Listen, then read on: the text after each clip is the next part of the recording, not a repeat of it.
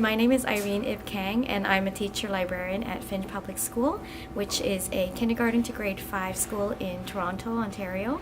And in my role as a teacher-librarian, I also work to promote a lot of the STEAM. So growing up, I did not have a lot of exposure to technology and often thought that that was not something that I could do. But my first experience learning to write code was in university.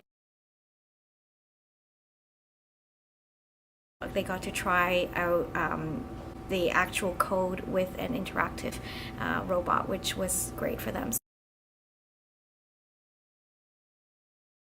To be able to touch and feel and play with the technology that would otherwise be inaccessible to them, this has been amazing. These workshops are really effective because our students, they see themselves in a new role, and that this is something that can potentially be meaningful for them and perhaps even something that they would want to pursue. When I heard about this workshop, I thought, well, two things.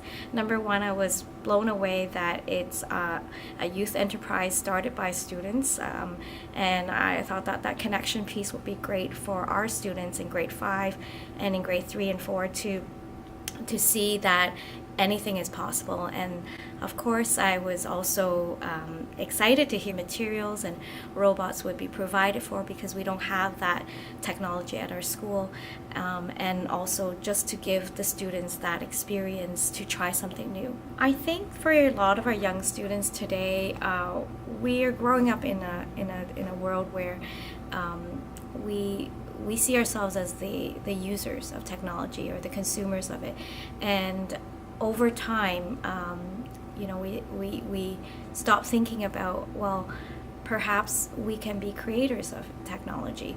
And I think for young students, it would be great for them at a young age to see that there's two sides to everything. That leads to being able to develop skills that are important in the world for global competencies, innovation, creativity, problem solving.